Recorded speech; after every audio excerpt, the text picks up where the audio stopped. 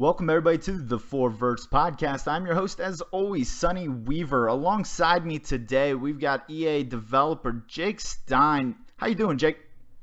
What's going on, Sonny? Thanks for having me on. And thanks for coming on. I'm just sitting here talking to you, getting excited about what we got on tap today. A lot of good stuff today.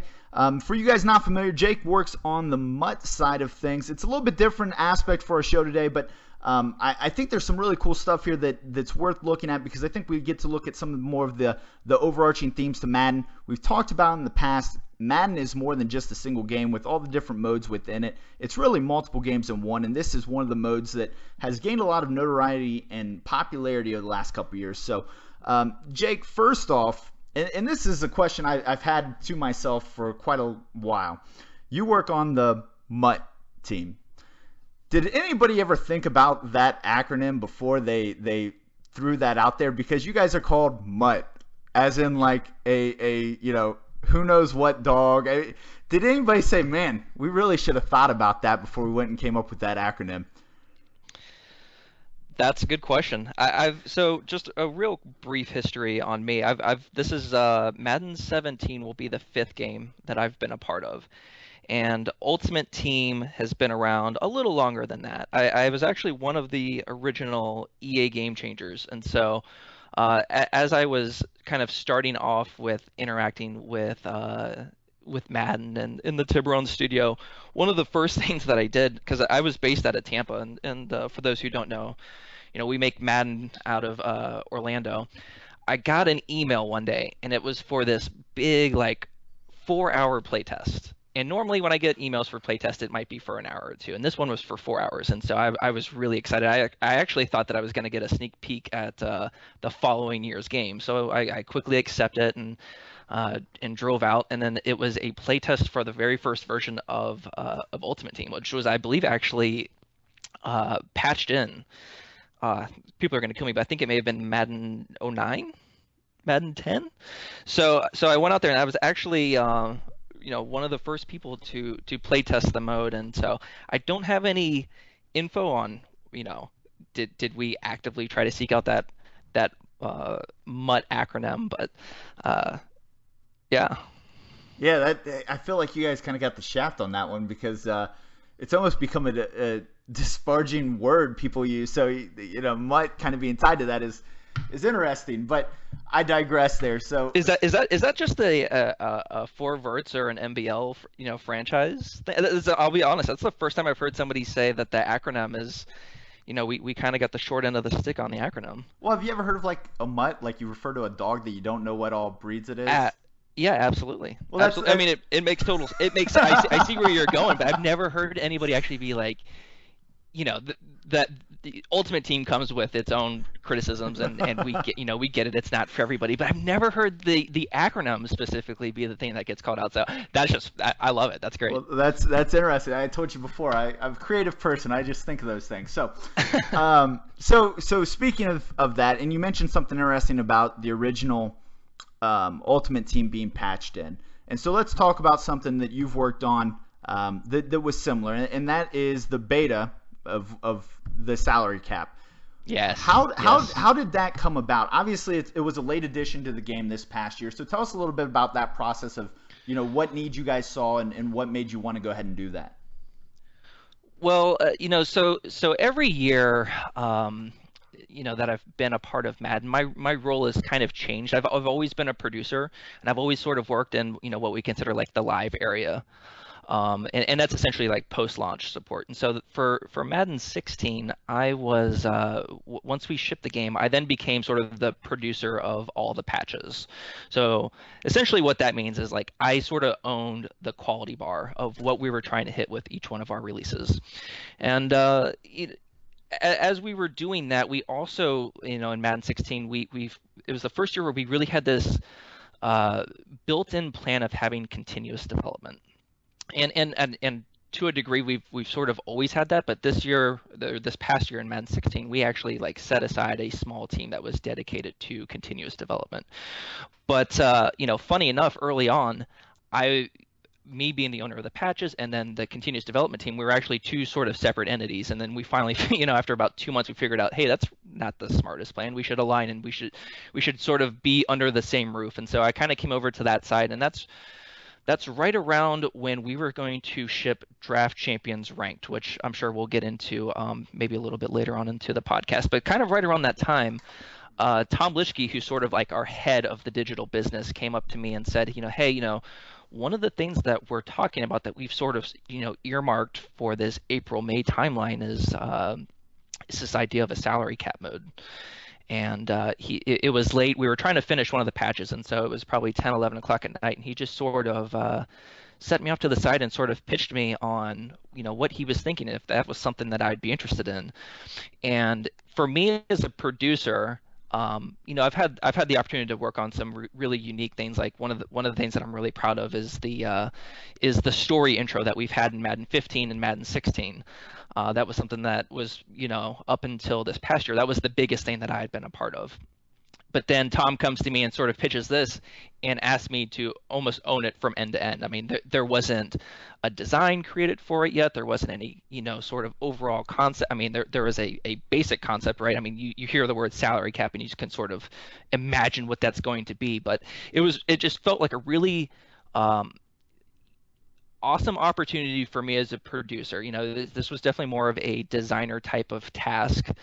And so it was just something that I was really excited for. Once I sort of got into it and started to brainstorm some ideas, I just like quickly latched onto it and was off and running.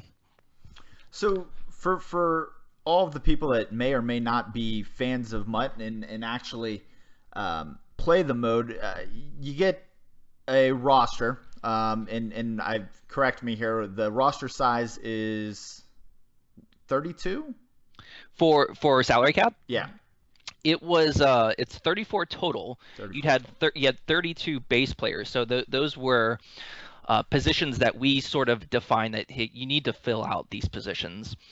And that was one of the really kind of fun and interesting things as we were sort of defining what this mode needs to look like was determining how many players at each position do you need? How much does the game of Madden really need you to have?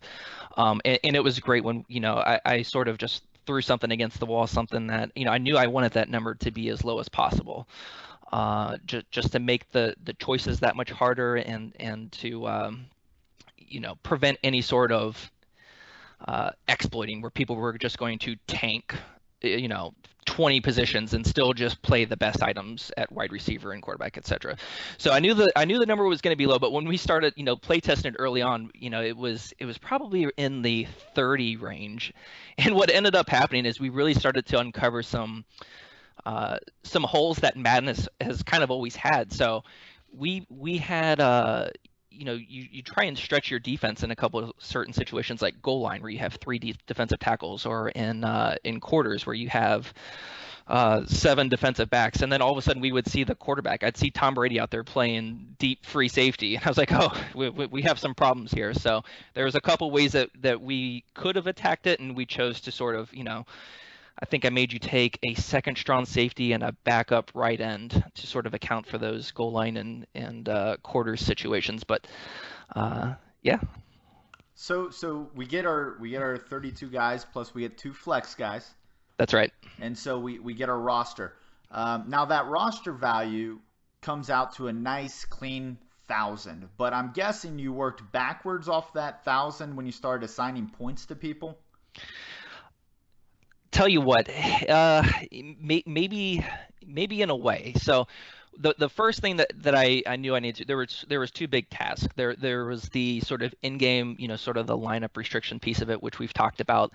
And then the other piece was really, how do we evaluate these players? What sort of rating are we going to give these guys, and how should we do it? And it felt really simple, right? It was really me taking a look at the ratings that really mattered, the things that are really, really important in the game of Madden, and just trying to assign some values. And there was a lot of back and forth, a lot of tinkering, a lot of before when we were first developing this. I was just doing like sort of paper mocks, stuff in Excel. I'd go and I'd go try to utilize some of our guys in gameplay or Farrells and Gibbs and just bring them, this deck of papers and be like, hey, here's how I have these guys ranked. How does this look? I don't even have a number next to these guys, but just in terms of, is this guy better than that guy? How does this look? And then I'd get some feedback and I'd make some tweaks, and that is something that was just an ongoing process. And honestly, for Madden 17, that's a process that I'm still working on to try and better for Madden 16. Is perfecting those different formulas. So that was the big piece. That's where I wanted to tackle it, was okay, how do these guys need to be ranked? And then I sort of had to go and take a look of what positions mean the most in Madden, and then try to sort of do the salary cap breakdown that way. And then the next sort of filter that you put on when you're trying to produce something for Madden is, okay, so how are people going to try and break this? Where are the easy exploits? And so a really easy one was like outside linebacker and defensive end. I mean, those are very interchangeable positions in Madden. And so in the real NFL, arguably those positions, when you talk about true real life salary, those aren't a true 1-to-1. But for Madden purposes, I really needed to make those 1-to-1, because if an outside linebacker cost 15% less than a defensive end, then people were just going to take that and drop them down.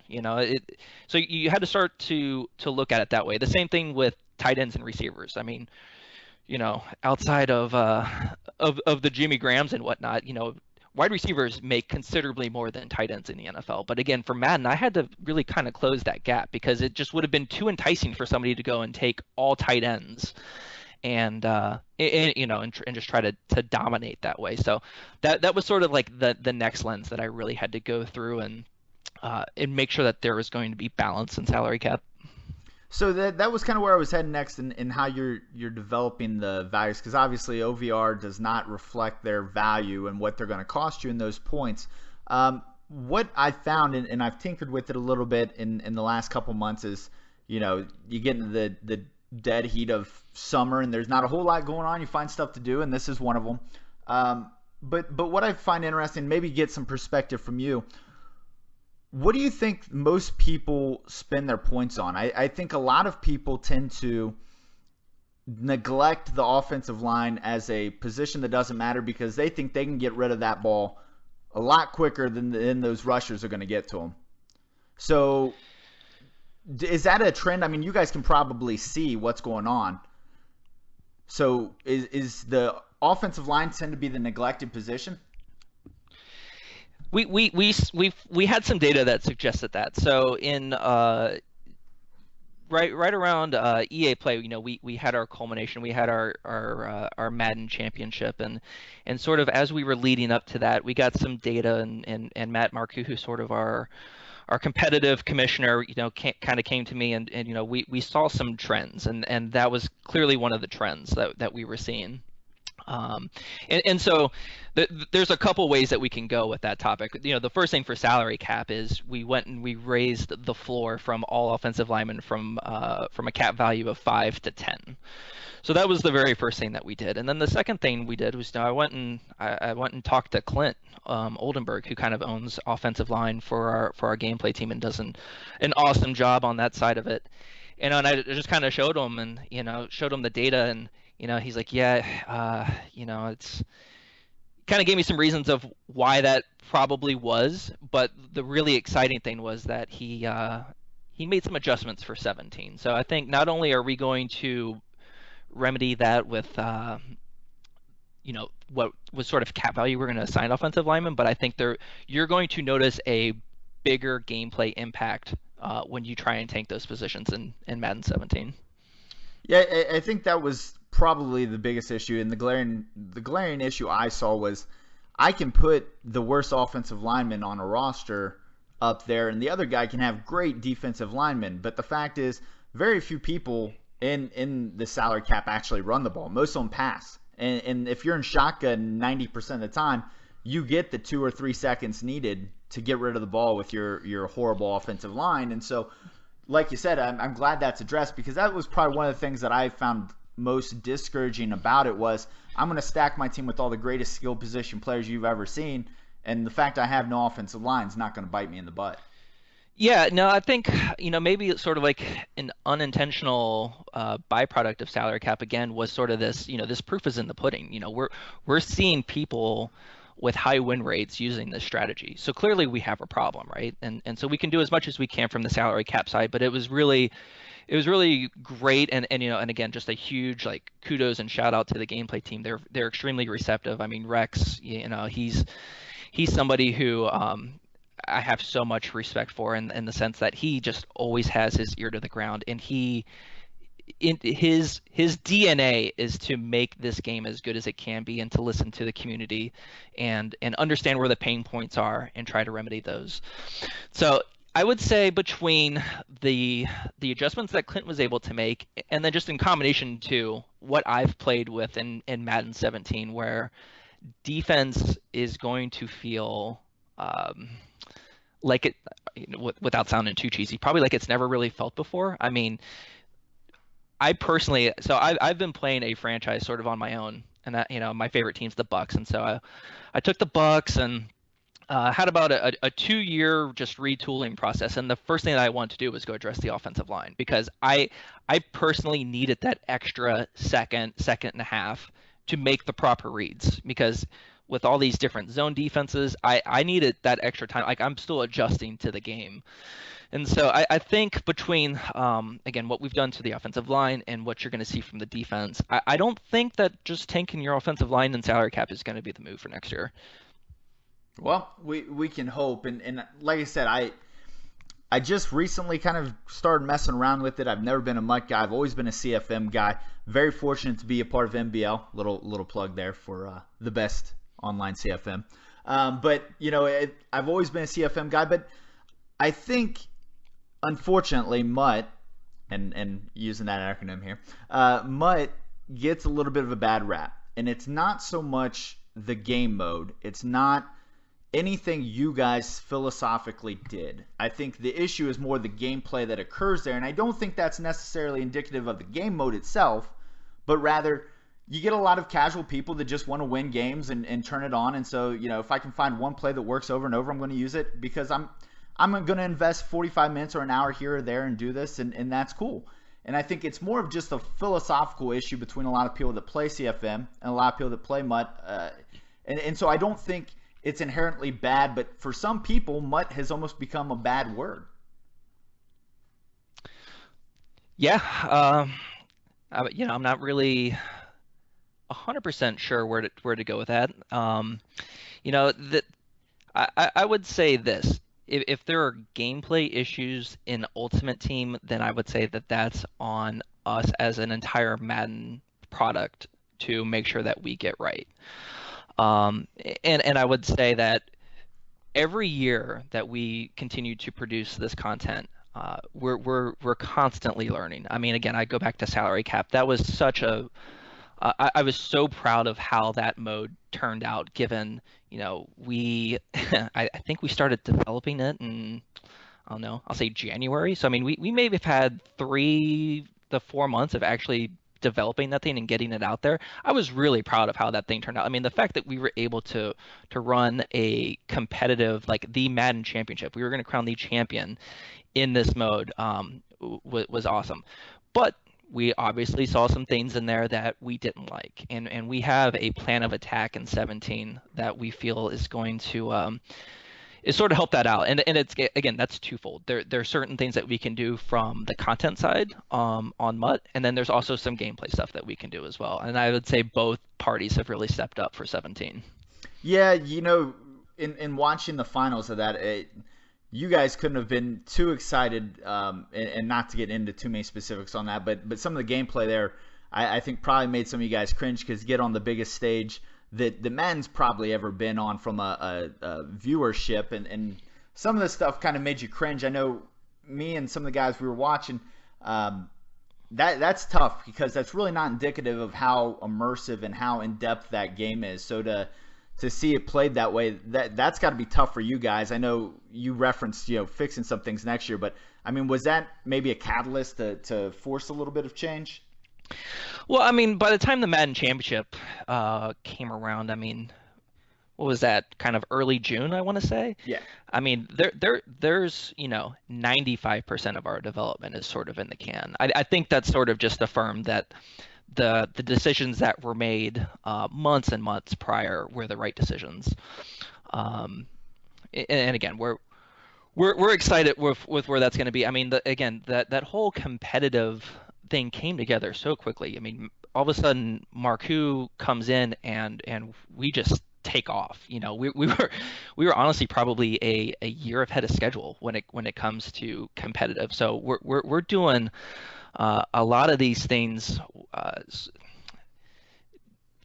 I'm not even sure how to finish that sentence, but we're kind of just quickly thrust into it. But what it does is provides us a great opportunity to learn from and make have a better understanding of the decisions that we make and how they're going to impact us moving forward. And so, again, are we going to be perfect next year? Absolutely not. But I think we're going to be significantly better than we were in 16. So, speaking of other modes, we've talked about the salary cap, obviously. Another one I wanted to touch on was Draft Champions, because I think what Draft Champions was kind of our first taste of something else. It was a little bit of MUT. It was a little bit of fantasy football. It was a little bit of everything. It was a really cool experience. What do you think? What did you guys kind of learn from the whole Draft Champions experience? Because that was kind of your first endeavor into something different. I mean, it obviously there was MUT and there was CFM and different things, but the whole idea of drafting a team every X amount of games and doing it over again, I mean, that was different in a different way for you guys to go. Yeah, no, that was another just really cool mode. I think, if I were to take a step into some of the upper leadership meetings, I would say that they probably took a look at the game and said, we need something that's a little different. We need a new way to play Madden. And so there's probably a couple factors that went into what type of mode that we should build. And I think, you touched on one of the big ones, and that was fantasy football. That's something that, every casual NFL fan and obviously hardcore fan, they know what fantasy football is. They sort of grasp that concept right away. And then, another thing that we constantly hear, and is just, ever since that I've been a part of Madden, I've truly realized is one of the big struggles, and that is, every year we keep hearing that, Madden's a little tougher. Madden's a little bit more in depth. It's not necessarily a game that you can pick up and play. So we're always looking for areas where we can sort of add accessibility to the game. So somebody who may not have purchased Madden in a few years picks up, they can go check this mode out and quickly sort of grasp this concept of team building, right? So I'm going to go in here. Oh wow, this is actually really cool. I feel like I just put my GM hat on? I'm going to build a team. This is really cool. And then there was an offline component to it. You could play against the computer if that was where your comfort zone was. You could go play competitive and ranked if that was something, if you wanted to try and work your way up the ladder and you cared about the persistence. I would say that, all those factors sort of blended together. And I don't know, I'll be curious to hear what you think, but I thought that year one of Draft Champions was a pretty good success. That is one of those things where I think you guys kind of crossed enemy lines there. I think you even got CFM people playing. I think you got a lot of different people playing. I think the value there came from the fact that everybody's team was random. So one of the issues I think a lot of people have walking into MUT is, hey, this guy bought his team. Hey, this guy has read everything he needs to know, and he's assembled this super team based on all these attributes, right? But to Sure. pick a coach, right, and you don't know which three coaches you're going to pick from, so you got to change your playbook. And then you start working down the line and saying, well, I don't know which quarterback I'm going to get. So maybe I like to mess with people by running a bunch of read option. Well, you can't necessarily do that because you just picked a playbook that doesn't have any in it. So I think it kind of leveled the playing field and allowed people that otherwise wouldn't venture into kind of more of the fantasy side of Madden to get involved. And I thought it was a really cool experience in year one, and look forward to what you guys have in store here for year two. One of the questions I had, and I was looking at your Twitter the other night when Ballers premiered. You I think Oh you no. threw out an invitation to the Rock there about getting possibly in the game. It's always interesting because you guys are always rolling interesting different cards or players through that draft champions lineups, and you'll be drafting one day and say, "Hey, that's Rob Gronkowski at running back," or it's like, wait a second, where did that come from? So how do you guys go about saying, well, I think this week we're going to add in, Joe Schmo, and he's going to be a 96 overall wide receiver? Well, let me start by saying The Rock absolutely saw that tweet. I mean, amongst his 6 million followers, he absolutely saw that request. I'm sure he's contacting our people as we speak. Fan of the show, so I'm sure after hearing this, he'll also be contacted. That's right. Yeah, I mean, this is only, the Rock Nation is just going to reach out. Let me tell you, there's a list of maybe 3 guys that I would actually be starstruck over, and that's one of my guys. The Rock hit me in my childhood at the right time, so that would just be amazing if he ever even just looked at that and gave it 2 thoughts. But anyway, I digress. No, so you mentioned some of like how are the draft pools created? So we have, I try to remember that not everybody really knows this term. In fact, most people probably don't. But the group of content creators that we have for our digital business, they're called Forge. And so we have one of a producer on Forge that's his job. I mean, his job is to go in, make sure that those draft pools stay fresh, that we're analyzing the data, that there's not just an easy path to winning. You mentioned that there's one of the big thing that mode is built on is being fair.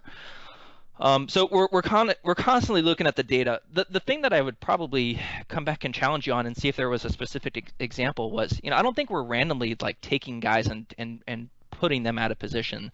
For the most part, I would say 99% of the players in that draft pool were all real players that existed in Ultimate Team. And so Ultimate Team does have that concept of out of position players. So that's one of those things where, again, as somebody who might be franchise focused would maybe not fully embrace, but like I remember J.J. Watt was the running back on a 2-point play last year, or maybe like on a 4th down play. And then on the following Monday or Tuesday, we had a running back version of J.J. Watt. So that's the one I was thinking of. J.J. Watt running back, not Rob Gronkowski. I messed that up. And so the the thing that salary cap sort of netted out was like he wasn't really that great at running back. At some point there's somewhat of a novelty, right? I think we even had a Tim Tebow running back, right? So I don't know anybody who would take Tim Tebow as their running back, but it's a cool, nice little novelty piece. So, but no, I mean, again, all those items are real items that exist in Ultimate Team, and I think that was another thing too for people who maybe were somewhat intrigued by the concept of Ultimate Team. This was a way that they could go in and sort of get a trial version or a limited version of what some of these guys felt like, and oftentimes. I want to say last year we sort of debuted some of the new items the Thursday before they might come out. So I remember specifically we had like a 97 Vincent Jackson and a 97 Charles Woodson come out in Draft Champions, and all of a sudden it was like, oh wow, hey, these guys aren't even an Ultimate Team yet. Let me go see what these guys are, and that's something that for somebody who doesn't like to grind or just engage in Ultimate Team, but again, maybe there's a little curiosity there. It proved to be a cool way to go and sort of check out what that experience might be like. Yeah, it's a cool pick up and go mode, and like I said, I enjoyed it.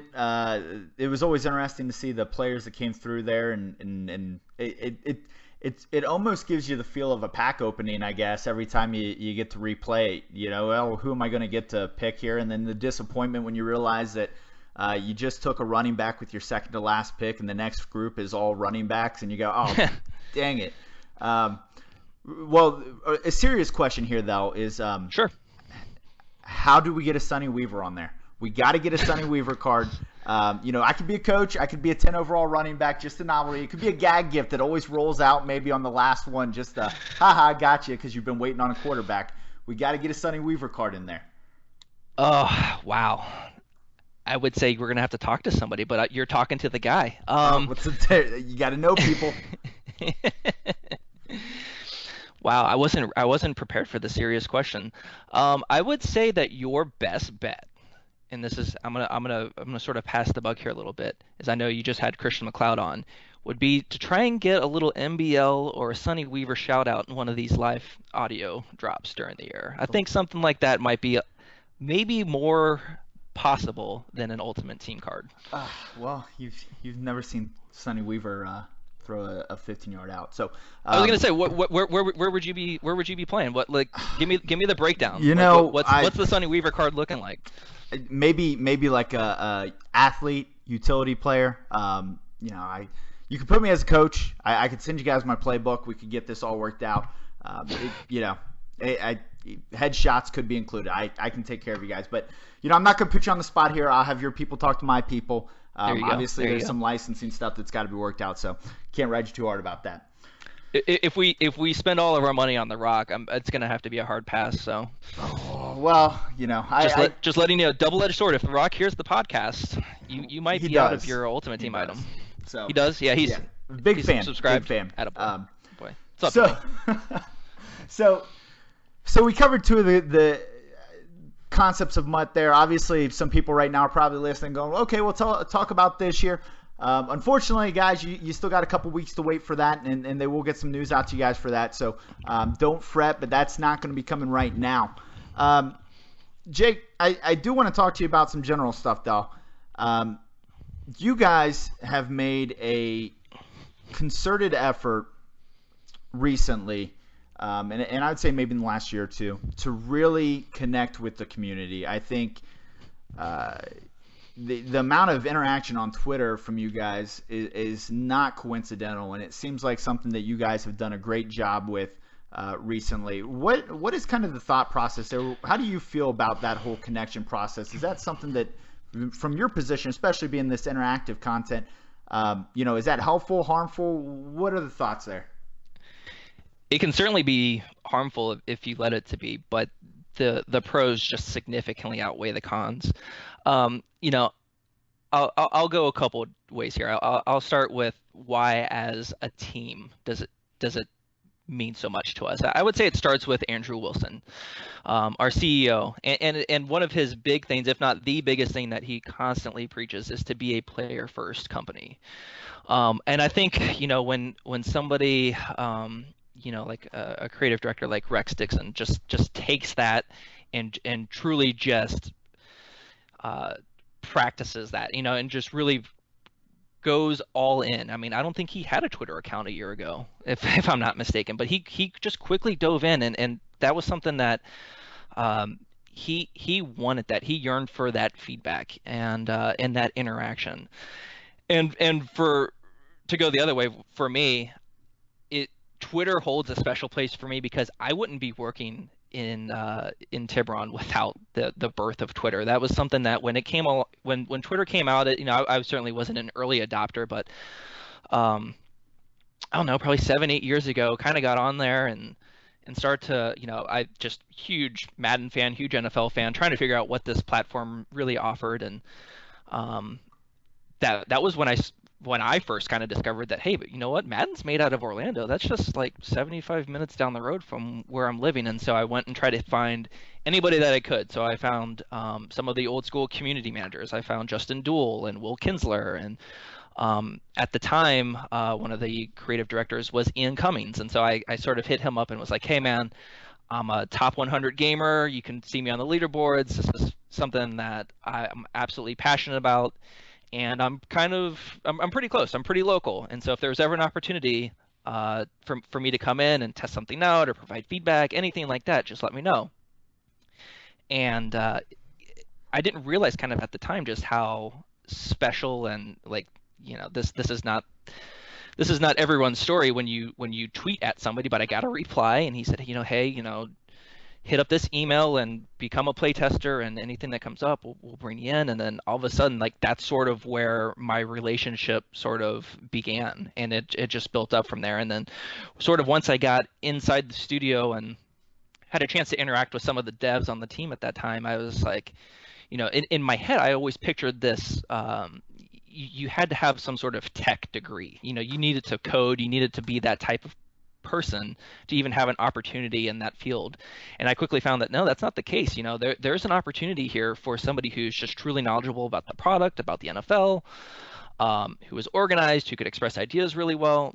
There's absolutely a role for that. And so interviewed for a couple things, and then finally when Madden 13 came along, that was a year where I believe that was our CCM, is that what do we call it, connected career mode that year? Yeah.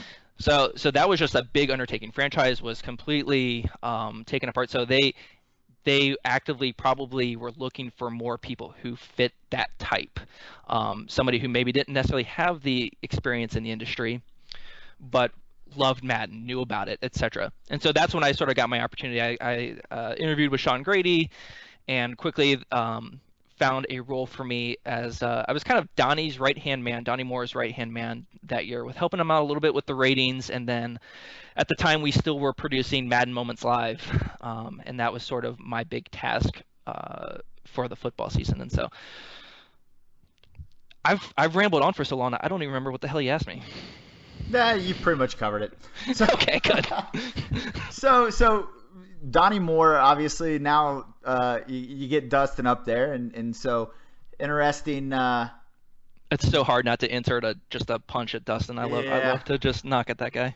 He's a lot of fun to mess with, and plenty of people have gotten their shots on him this week, so you probably should take it easy on him. The top guy's from Florida State. I'm shocked. He's a Florida State fan. Well, I thought that was interesting though. Let's get past the top guy, work our way down. All right. A kicker. They put a kicker in there. Now, I don't know about the rest of the community. I feel like I'm pretty well in tune, but I feel like we should have got a bonus rookie because you gave us a kicker for the top 10. So, how's your thoughts about that, knowing that Dustin is, in fact, a Florida State fan? I mean, do you feel like he slid that in there as maybe a shot? I would say, if we're being perfectly honest, and I'll be as fair as possible to Dustin, is his job is to make the ratings. His job is not to go and create blogs and decide who needs to be featured in those blogs.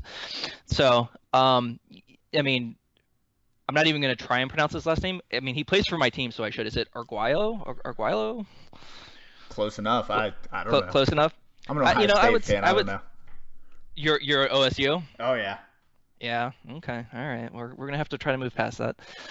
But no, I mean, the fact that, he was a pretty accomplished kicker. I mean, kicker, generally speaking, is something that, there's only so many ratings that actually mean something. I don't disagree with your premise that, even if he was an 85 kicker, he shouldn't have been number one rookie. So I totally agree with your premise there, but I would say 79 for just a kicker for somebody who looks to be that highly touted is probably fine.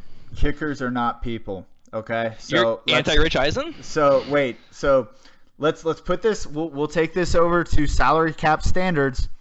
Okay, let's hear it. What do you put on a kicker? I mean, compared to you're putting the best kicker in the game there. What's that going to cost me compared to a mid-level wide receiver? Oh, they're way less. I mean, there's. Hey. I can't argue with the guy that makes the salary cap, So Dustin, you'll have to understand here that this is coming internal. Their cap ratings less. Now again, it was funny though, to just quickly go back to the Madden Championship. I know that there were, maybe not in the finals, but leading up to it, there were absolutely talking points when it got to the fourth quarter and a guy might be down by 3. The commentators would go and find what kicker he had. Like, is this a position that he absolutely tanked? Did he take the Podolish, or I can't remember, like the lowest kicker? Did this guy absolutely tank? Because there's going to be a spot where you're going to need somebody that can kick you a 53-yarder, and if you absolutely tank that, then you're kind of SOL there. Well, and that's interesting because obviously they've changed the game mechanic a little bit this year, because previously the only stat that really mattered to kickers was kick power. I mean, last year, spoilers. Last year for my my salary cap sort of formula for kickers, it was 10-1. I 10 kick power and 1 for accuracy. I mean, no question, right? That's not that's not an insider secret for that's what no mattered secret for kickers. So yeah, I mean, between that, and again, I think that was another sort of epic that Clint owned, was trying to make that that kicking game a little more challenging. And I can tell you from playing the game, it is certainly that. It's a tougher experience than what it's been in the past.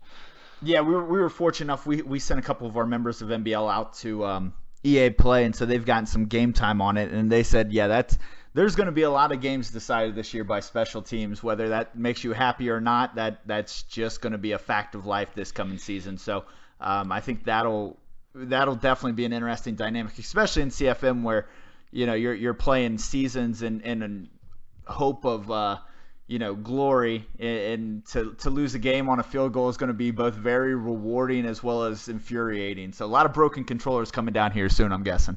That's when you're going to flip the script and kickers will become people to you. Is when you miss out on that Super Bowl or that playoff berth because kicker pushed one wide. Then you're going to be like, maybe they are people. Maybe I should have thought about that guy a little bit more.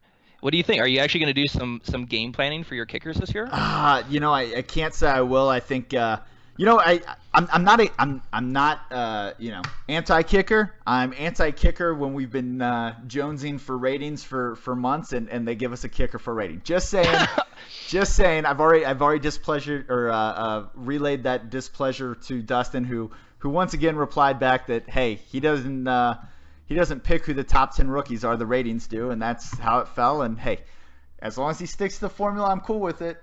Just saying, though, they should have thrown us a bonus. That was. I will not disagree with you there. I will not disagree. All right, well, Jake, you've been great. Let's go ahead and throw one more last one in here for you. Obviously, no spoilers of anything you're working on that hasn't been released yet, but outside of what you work on, Madden 17, the best feature that you're most looking forward to people getting their hands on. Whew. I tell you what, I've done some at-home testing, and this was a feature for that selfishly sort of falls under my umbrella with what I'm working on, and I'm almost positive Rex has already talked about this, so this shouldn't be any spoilers. But it's really the way that we sort of redid our online head-to-head architecture. You're no longer a peer-to-peer connection. It is not when you play a game against somebody, it will not be based on what your connection or what their connection is and who's the host and all that good stuff. I mean, this is what we call rebroadcaster technology, and I would say that the best thing I can point to that sort of would be relatable would be like the team plays for NHL or for FIFA. This is truly where your connection to a server is what sort of is indicative of your experience. And so I have played people in Arizona and in California, and I'm having absolutely no, I mean, I don't want to oversell it. It feels very close to an offline game. I mean, they've been extremely consistent, and just really, really well done. And so I think that's something that it's going to affect everybody. It's going to affect your online franchises. It's going to affect Ultimate Team. It's going to affect Draft Champions and online, all those places. Anywhere you're going to go play an online game, I think across the board, people are going to have a way better experience. And the big thing is, by doing this, we have removed the opportunity for somebody to IP boot you. So a lot of the griefing is sort of out of the game at this point. So we're really, really excited about that. And just doing some of my at-home testing, this was something that, as we were developing it, we had high hopes. I mean, we sort of put a target grade on a particular feature. This was something that we expected an A+ out of, and I would say for, I don't know, 3/4 of the cycle, we weren't near that A+. We finally started to get the gameplay piece of it right, but then our play calling just really slowed down, and it was really hard to sort of get in and out of your plays. And then all of a sudden, we just have, I can't even tell you how many smart, brilliant, bright engineers we have in the building. We found a breakthrough. They started pushing out to us, and I was like, this feels great. And then the fact that it's just always different when you can take it out of the studio and bring it home and test it and have a true sort of quote unquote real life experience with it. And I've played 10 to 15 games and they've all been awesome. So that's one of the things that I'm really, really looking forward to.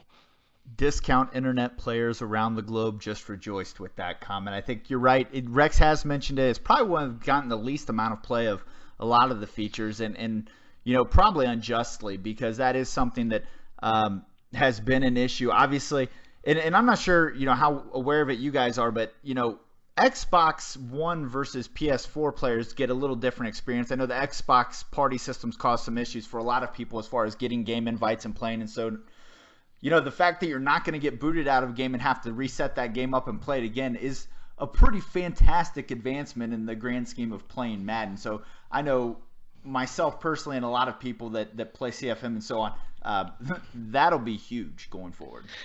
Yeah, I mean, it's you mentioned it's not getting a lot of pub. I mean, it's not a back of the box feature. It's not something sexy. It's not something that 98% of the people will even know. There's nothing user facing about it. But for the guys like me and you're going to instantly know. And the thing that I'll just say is like it's consistent, because again, it's based on your connection. So if you have a poor internet connection, all your games aren't going to be great. But the guy that you're playing, he's going to be fine. That you're not affecting him at all. We talked a little bit about kicking. When I saw the design of what we were looking to do, my very first thought was, how is this going to, handle online? And between the way that they implemented it on the kicking side and what we did with the online head-to-head architecture, it's not going to be a problem at all. It's solely going to be based on your connection, and so really exciting. And I think that's going to be something that. Again, not everyone's going to know about, but I think sort of subconsciously everyone's going to be like, what, these connections are really good this year. Well, you just talked about it here on the Verts podcast, so everybody in the world's going to hear about it. Just millions and millions of people that we're happy are listening to the Verts podcast right now. Jake, it's been great talking with you, man. I've loved it. We'll have to bring you on again. Obviously, once we get those MUT features and whatnot, we'll get you back on here and we'll start talking about some of the new stuff. Thanks for having me, Sonny. One last question for me. Will I be the most hated guy on the Verts podcast so far? The non-franchise guy? What do you think? I'm going to put you on the spot. You put me on the spot. Let's see. We had Clint once upon a time. I think people felt like he was dodging some questions. We had Dustin. Everybody hates the rating guy, so that's always. I gotta be better than Dustin. Yeah, I think honestly, I think people will be okay with it. We're reaching a broader audience, not just CFM, so I'm sure there'll be plenty of people listening that much appreciate talking about some of these new features you guys are rolling out. No, that's awesome. I had a blast, and I'm obviously should go without saying I'm joking, Dustin. I'm joking. But no, I mean, this was awesome. Again, when we maybe reach a little later on in maybe in the coming weeks, if there's more to talk about, love to come back on and continue the conversation. This was a lot of fun. We look forward to it. So everybody, I thank you guys for tuning in. Obviously, thank Jake Stein here for tuning in. Make sure you subscribe to our YouTube channel there, MBL Network. A lot of other great content here from us here at MBL. For all of us here at the Verts podcast, I thank you guys for tuning in, and we'll see you next week.